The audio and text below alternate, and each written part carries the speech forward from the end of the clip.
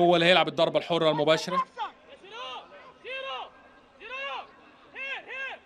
شديد قناوي.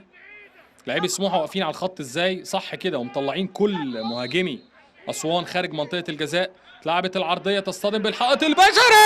عالمي، جول عالمي عالمي.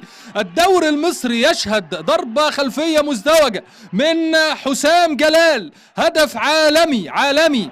وصلاح أمين، رسالة من حسام جلال لصلاح أمين: لست وحدك من تسجل الأهداف الجميلة. وادي أسامة عرابي هيتجنن هيتجنن.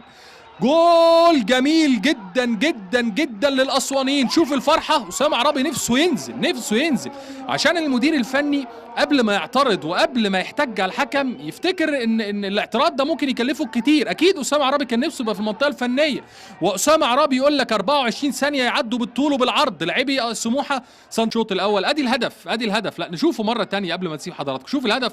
الله يا ولد يا ولد يا ولد يا ولد، على التكنيك وعلى التوجيه وعلى التوفيق وعلى كل حاجة. هدف جميل. أسيب حضراتكم مع كباتننا الكبار في الاستوديو حتى أن نلتقي بعد أحداث استراحة قصيرة. محمد الشاذلي يحييكم ويقول لكم إلى اللقاء.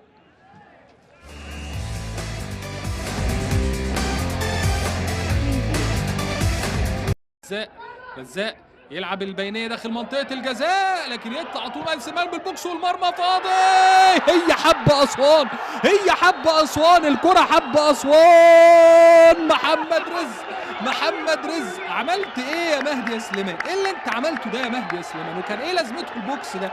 لكن الكرة ضعيفة تماما، ضعيفة، وتعدي من المهدي سليمان وتعدي من ياسر ابراهيم وتخش الشبكة عشان يبقى الهدف الثاني. سموحة يلعب وأسوان يسجل. أسوان ثنائية نظيفة والكل رايح يجري على أسامة عرابي. اللي قلت لحضراتكم عامل شكل كويس جدا.